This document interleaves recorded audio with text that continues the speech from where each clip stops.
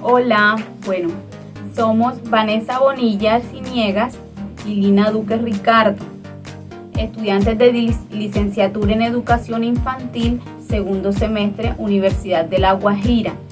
Hoy les vamos a hablar sobre el origen de la filosofía, cómo se dio la educación, quiénes enseñaban, teniendo en cuenta los aportes que hicieron Sócrates, Aristóteles y Descartes. Hoy iniciaremos hablando sobre el origen de la filosofía, pues todo nace debido a la curiosidad que tenemos, y en aquellos tiempos se hacían muchas preguntas como ¿cómo era el origen del universo? ¿Por qué pasa esto o aquello? Pues tradicionalmente se buscaba la respuesta en la fe religiosa y en fenómenos sobrenaturales como mitos, pues no eran respuestas muy fiables para ellos, pues la población las aceptaba y las creía debido a que toda esta mitología era su religión.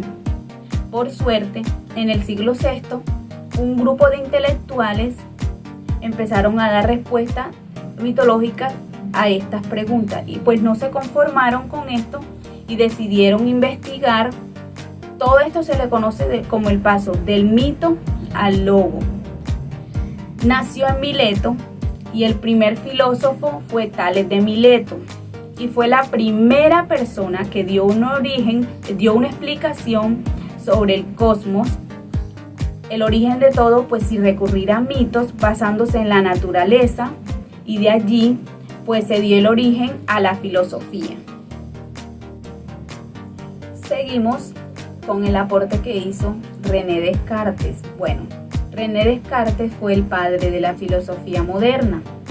Todo su pensamiento está marcado por la búsqueda incesante de la certeza.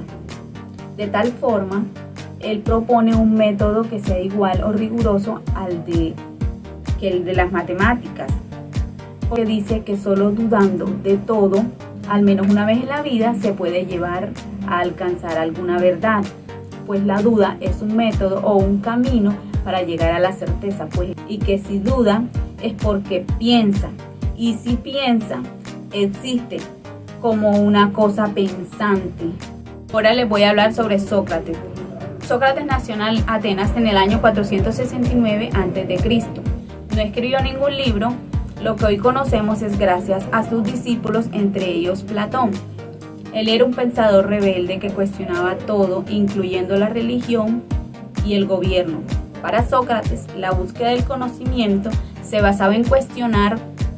Él creía que nuestro autoconocimiento era la base de la sabiduría y que para examinarnos a nosotros mismos era necesario para cuestionarnos continuamente.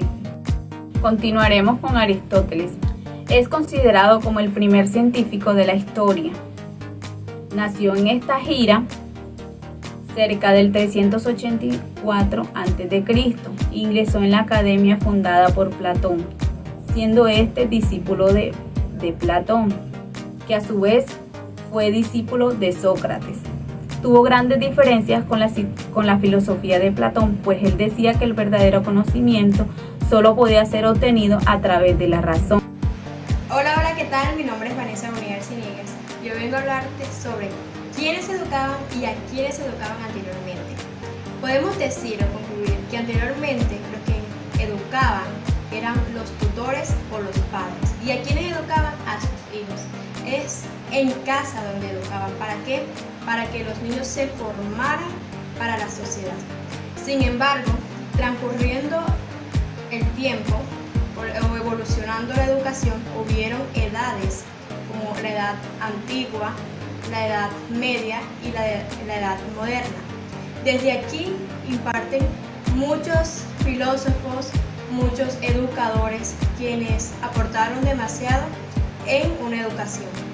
Edad antigua, desde el año 3000 hasta el siglo V. No cabe duda que en esta edad fue la base fundamental de la educación de hoy en día. Anteriormente se utilizaban métodos y estrategias para enseñar a los estudiantes.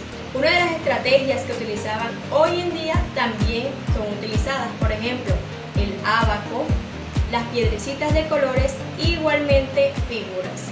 En Grecia antigua, en Atenas, era una educación intelectual, como la de nuestro tiempo.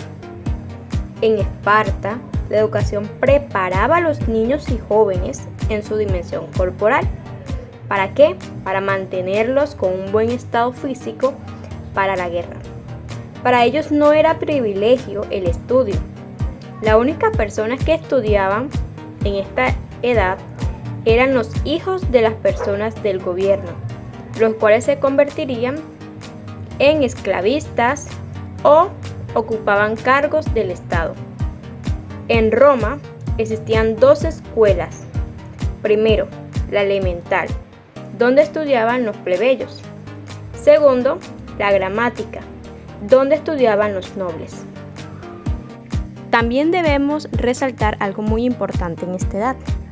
Aquí se refleja la llegada de la escritura por medio de los pictogramas y jeroglíficos, los cuales fueron creados por egipcios. Gracias a la escritura desde ese entonces nos podemos socializar con las demás personas y comunicar nuestros sentimientos y emociones. Edad Media comienza a partir del siglo V hasta el siglo XV. Aproximadamente en el siglo V y el siglo VI, el cristianismo tomó el control para la educación mediante los sacerdotes, quienes impartían el conocimiento a diferentes niños. En esta Edad Media o medioevo variaba según el rango social al que pertenecían. Por ejemplo, los hijos de los faraones eran educados por tutores reales. Los hijos de los escultores y pintores también recibían una buena educación, no como los hijos de los pobres. Estos no recibían una buena educación. También habían diferencias en la educación dependiendo del sexo. Las hijas humildes debían de aprender todo sobre lo que se hacía en un hogar, y de igual forma debían aprender a bailar, a cantar y tocar instrumentos musicales. ¿Para qué les servía esto? Esto les permitía a ellas ingresar en los palacios. Edad Moderna. Esta comienza a partir de los siglos XVI, XVII y XVIII, en la llegada de Cristóbal Colón en 1492 el 12 de octubre. Esta edad tiene relación con la idealización y pensamientos de los humanistas, quienes eran portadores de una mentalidad nueva, renovada y actualizada. En el siglo XVI se aconsejaba que una educación debería ser pública y gratuita, y ya no solamente se le educaba a los ricos, sino también a los pobres. En esta edad hubo un humanista muy importante llamado Erasmo, quien en sus planteamientos pedagógicos exigió al maestro una formación completa y un salario consecuente a su trabajo. Sin embargo, ¿quiénes enseñaban en esta edad? Las iglesias eran las que tomaban el control aún de las enseñanzas-aprendizajes y eran enseñados tanto ricos como pobres. Sin embargo, es aquí donde se hace un modelo a seguir por medio de un libro propuesto por Juan Amos Comenius, quien era el padre de la pedagogía. El libro fue titulado Didáctica Magna, que fue entre 1592 y 1670, la cual se convierte en la primera obra metodológica didáctica. Esta se basaba en instruir al pedagogo o docente como buenos maestros y profesionales forjadores de ciudadanos.